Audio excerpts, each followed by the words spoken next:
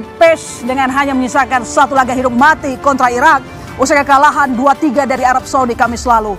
Usai kekalahan itu, telunjuk masyarakat tertuju ke wajah Patrick Kluivert, blunder sejumlah pemain dan taktik permainan yang kurang ofensif, sekaligus titik lemah di sektor tengah dianggap buah dari strategi Kluivert. Publik pun membandingkan Kluivert dengan Sinteyong yang sukses mengimbangi Arab Saudi 1-1 di laga tandang dan menang 2-0 di laga kandang di putaran ketiga kualifikasi Piala Dunia 2026. Lalu, mengapa timnas Indonesia mudah dieksploitasi timnas Arab Saudi? Dan bagaimana kans laga hidup mati melawan Irak yang secara statistik jauh lebih superior hari Minggu nanti? Bagaimana pula nasib Patrick Kluivert di kursi kepelatihan timnas Indonesia? Saudara, inilah Bola Liar bersama saya, Magister Tarigan. Kita akan membahas dengan sejumlah narasumber yang sudah hadir di studio maupun Zoom. Saya menyapa Bambang Nurdiansyah, pelatih senior dan mantan pemain timnas. Selamat malam, Bung Bambang. Saya juga menyapa Tommy Welly, Bung Towel, pengamat sepak bola. Selamat malam, Bung. Selamat malam. Wajah yang tidak asing lagi, ada Pak Andi Malarangang, Menpora 2009-2012. Selamat malam, Pak. Selamat malam, salam olahraga. Salam olahraga. Ada Anton Sonjoyo, pengamat sepak bola. Selamat malam, Pak Anton. Ada Nur Alim, mantan pemain timnas. Selamat malam, Bung. Malam, Mbak. Ada Gita Suwondo, pengamat sepak bola. Selamat malam, Bung Gita. Malam, Mas Isa. Dan di floor saya menyapa ada Muhammad Dafa, anggota Jakmania. Selamat malam, Dafa. Ujek. Oke, saya langsung ke Bung Gita dulu sebagai pemanasan, suka manas-manasin soalnya. Ya kan? Kemarin pertandingan di Arab Saudi disudahi peluit kesedihan, kepedihan untuk kita semua. Apa yang salah di sana? Strategi starting 11 dari Patrick Kluivert salah total? Kalau dibilang salah total, saya nggak terlalu sependapat bahwa salah total. Ada beberapa pemain yang oke, tapi ada beberapa pemain juga yang dipasang itu bikin kita waktu lihat line up pertama langsung gitu, kok ini yang dipasang gitu aja. Dan terbukti di menit-menit awal itu kelihatan bahwa kita ditekan lapangan tengah. Kalau tadi narasinya bilang kita tidak ofensif, kita bukan tidak ofensif, kita dibikin tidak bisa ofensif. Sedangkan Patrick Kluivert dari awal sudah bilang, waktu lawan China Taipei lah, waktu lawan Lebanon lah, dia puas dengan permainan yang sangat ofensif. Ya. Walaupun di lawan Lebanon terbukti kita nggak punya shot on target, kita tidak bisa masuk sepertiga lapangan lawan dengan bagus, tapi dia membanggakan ofensifnya dia itu. Tapi kemarin tidak terlihat ofensif. Tidak terlihat ofensif karena dibikin tidak ofensif. Dalam segi pertahanan kita pun kurang. Gimana? Dalam sisi bertahan kita juga kurang. Dibuat tidak bisa bagus jadinya sistem pertahanan kita ya, karena kita terus-menerus ditekan oleh Arab Saudi. Kalaupun kita unggul lebih dahulu, itu juga karena misjudge dari back kirinya Arab Saudi. Dia melihat bola seolah-olah akan keluar, tapi kemudian bolanya berhenti. Kemudian bola itu diambil oleh Milado Jonatas jadi tendangan bebas. Tendangan bebas yang kemudian berbuah menjadi insiden penalti dan penalti dimanfaatkan. Tapi hanya itu peluang kita. Hanya itu shot on target kita penalti.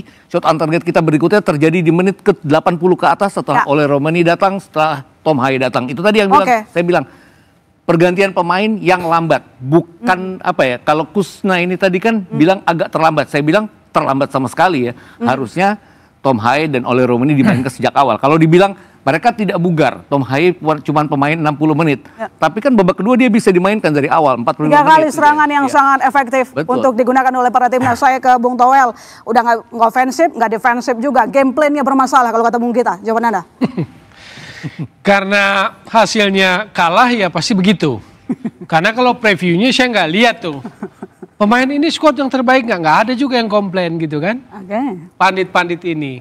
Jadi poin saya gini aja. Ada kesalahan ya, tapi kan kita lihat setelah pertandingan bahwa banyak kesalahan individu. Gak perlu disebut walaupun sebetulnya di media sosial hujatan itu sudah terjadi kepada pemain. Sebutlah Yaakob Sayuri, Maklok, Beckham Putra. Hujatan, garis bawahi, not kritik. Kritik normal, buat siapapun silahkan kritik. Karena kalau kritik berarti Anda punya argumentasi bolanya. Gitu loh. Tapi memang enak kalau sudah pertandingan Anda komentari gitu loh. Bahwa Yaakob Sayuri melakukan sebuah kesalahan fatal narik itu yes gitu loh. Tapi sekarang bayangkan, peperangan itu kan 2 pertempuran. Yang kita hadapi ini kan kita selalu bilang hidup mati, do or die, final. Kalau final dua-duanya harus dimenangkan. Pertempuran pertama lawan Arab kita fail. tapi kita masih menyisakan harapan gitu loh. Berarti ini harus dimenangkan, kan begitu. Baru peperangannya kita coba menangkan. Melewati 2 pertempuran. Pertempuran Arab kalah, semoga lawan Irak menang. Persoalannya, dengan hujatan itu, saya khawatir kita kehilangan 3 pemain sudah. Kalau kemarin sebelum permainan, kita kehilangan Verdong. Dan itu saya bilang tepat apa tidak agak. Buat saya itu mengubah situasi. Kehilangan Calvin Verdong. Setelah sebelumnya, Ore Romeni cedera panjang, Emil Audero nggak bisa main gitu loh. Kan itu problem teknis internal. Lalu Calvin Verdong nggak bisa main. Kalau kita lihat persiapan terakhir September, Calvin Verdong tuh didorong jadi gelandang bertahan bersama Joy Pelupesi gitu loh. Jadi itu situasi-situasi.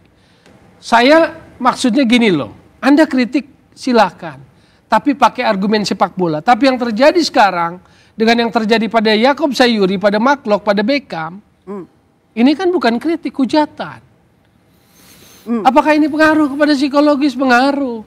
Kenapa? Karena era dulu Nuralim, Mas Bambang main bola nggak ada media sosial. Sekarang langsung menghujam kepada pribadi-pribadi pemain. Dan secara psikologis kita ngomongnya gampang.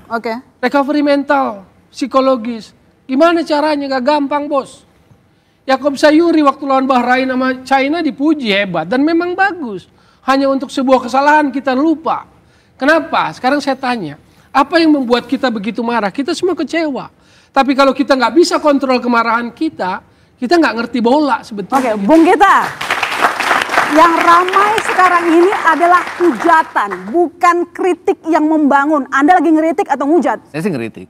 Saya nggak pernah hujat. Silakan berikan analisis sepak bola kepada Bung Toal. Saya orang yang nggak pernah hujat. Artinya gini, saya tidak menganggap Yakob Sayuri salah. Karena pada saat pertandingan sebelum ini dia selalu main di posisi bek kanan dan dia selalu bagus. Kadang-kadang kan pemain bisa one off day gitu loh. Kemarin tarikannya itu otomatis lah, dia tarik kemudian jadi penalti. VAR pastikan membuat kita nggak bisa lari jauh-jauh bahwa pasti akan ada pelanggaran. Jadi saya sih kritiknya bukan kepada Yakob Sayuri, juga kepada Beckham, tapi pemilihan pemain seperti Joe Pelupesi yang dipasangkan dengan Mark Locke. Itu yang ditembus terus oleh para pemain. Itu jawabannya kan tadi ada Calvin Verdong yang menjelang pertandingan nggak bisa main. Jadi kita bisa mengkritik, tapi situasi menjelang itu orang dalam yang tahu.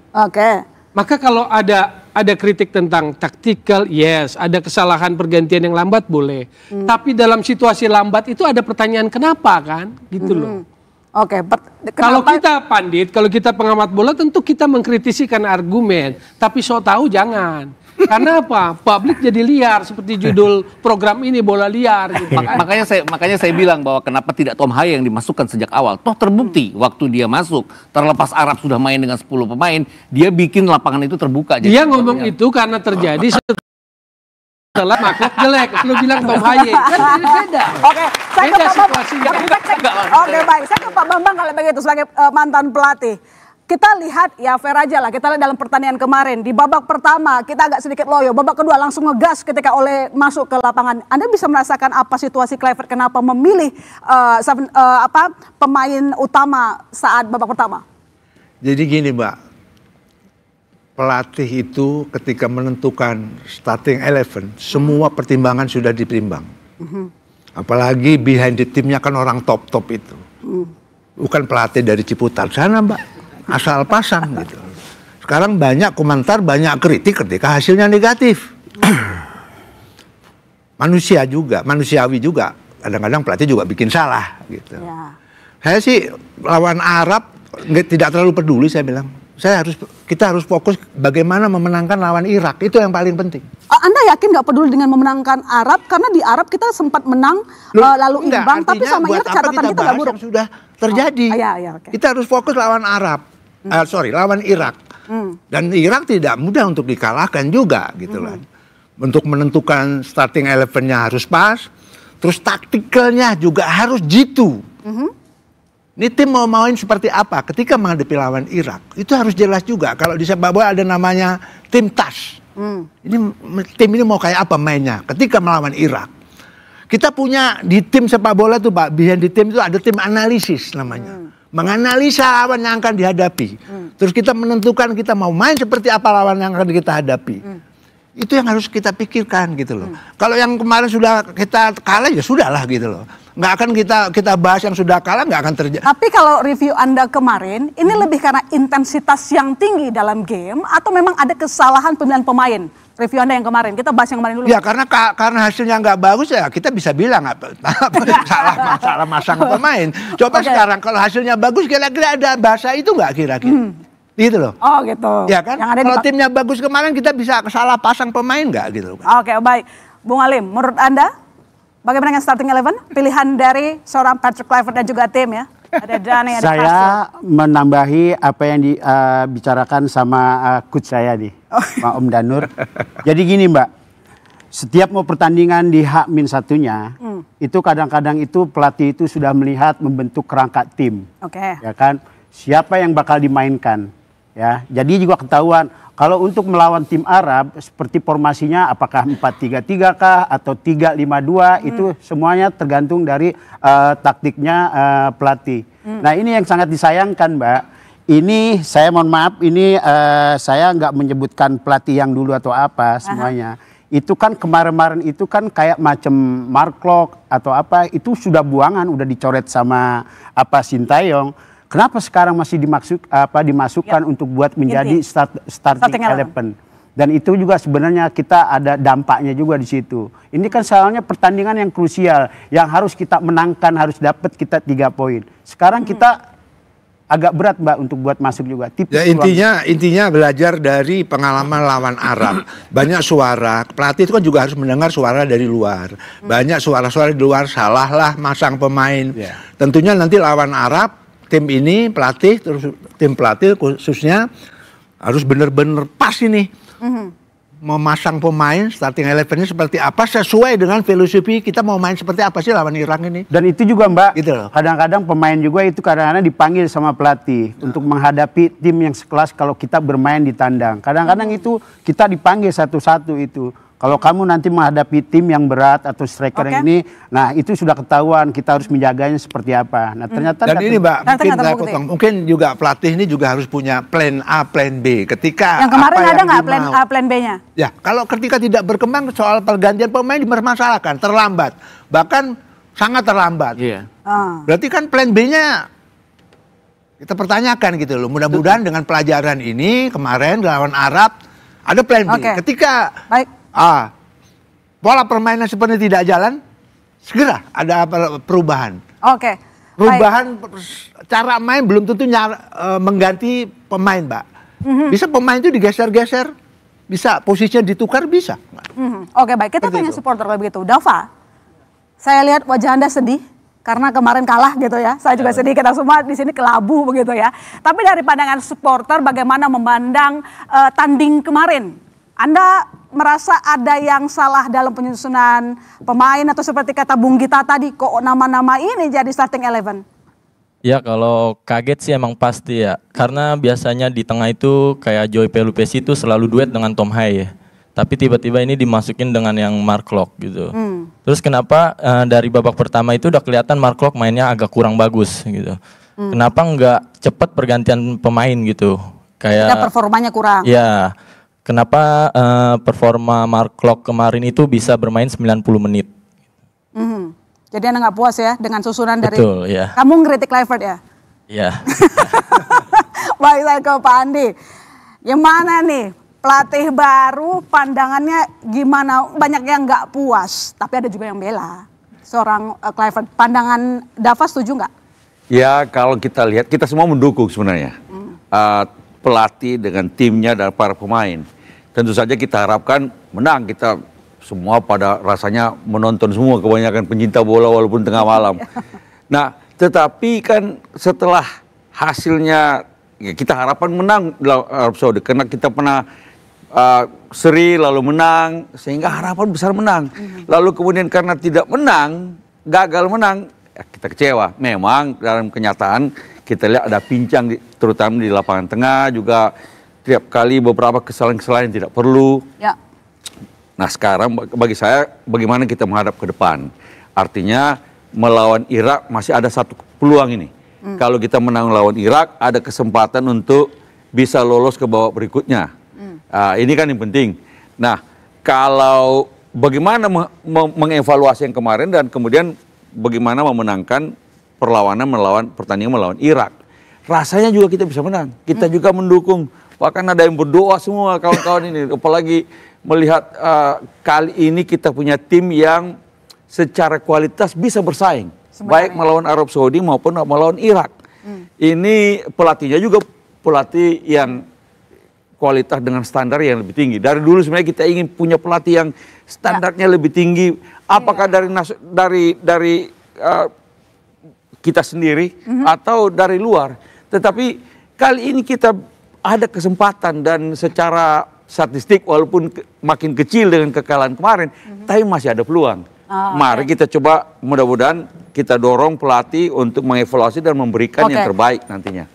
Pak Andi kan tadi mengatakan bahwa daftar pemain kita ini lebih berkualitas dibandingkan yang lalu. Tapi kenapa bisa kalah ya Pak? Itulah dia. Kita bola bundar, ada mungkin ya tadi coach tadi bilang ada strategi, ada Bung Toel juga bilang ada taktik atau strategi pergantian pemain yang lambat. Tapi sekali lagi ini semua adalah bahan evaluasi. Kita masih percayakan pada pelatih dan kemudian tim evaluasi dan kemudian mencoba yang terbaik untuk memenangkan pertandingan dengan Irak. Ini yang hidup mati nih. Hidup mati, baik. Saya ke Pak Joy. Apa yang salah kalau tadi kita lihat secara daftar pemain sekarang lebih berkualitas dibanding yang lama, tapi tetap saja dibekuk oleh Arab Saudi. Sebelumnya kita masih bisa menang loh, dan imbang dalam 2 kali pertandingan, 1 imbang, 1 menang. Kali ini kita digibas.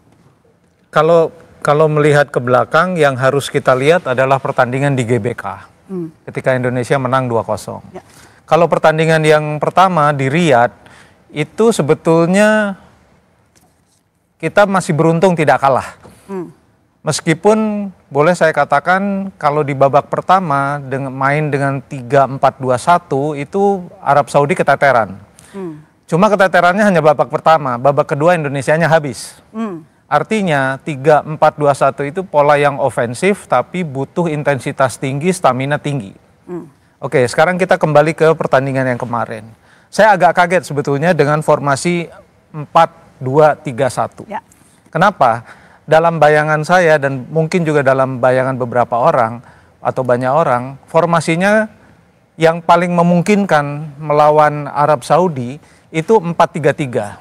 Formasi 4-3-3 itu kurang lebih begini, tolong dikoreksi para pemain dan pelatih APRO ini. 4-3-3 itu ofensif tapi balance.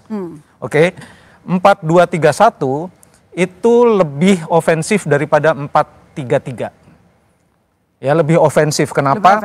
Dia pakai double pivot. Double pivot dengan 4 pemain di depan, 3 pemain di belakang striker utama. Itu tugasnya dalam mindset mereka, itu mereka menyerang. Sebetulnya nggak ada masalah di luar pemilihan pemain di masing-masing posisi.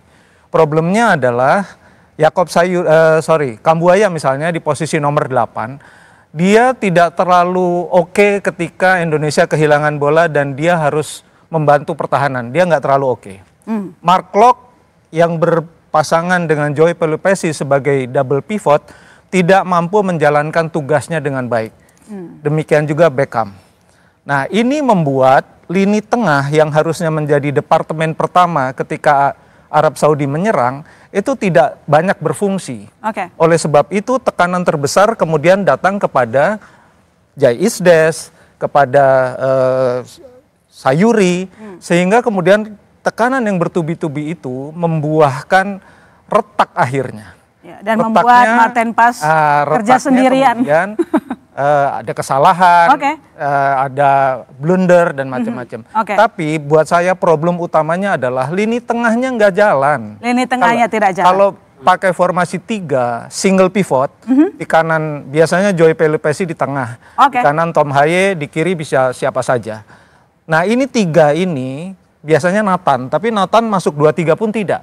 Nah, inilah yang membuat sebetulnya mengapa Arab Saudi begitu leluasa di sektor sepertiga akhirnya Indonesia. Gol pertama kelihatan betul, gol ketiga kelihatan betul. Jadi kalau mau evaluasi, menurut saya, kalau boleh berpendapat, itu adalah perbaikan di sektor lini tengah yang harus menjadi departemen pertama menghadapi serangan-serangan. Kita lanjutkan lagi nanti, Bung Joy. Apa yang membuat Indonesia sepertinya salah strategi? Apakah ini mungkin karena mengadopsi strategi yang salah?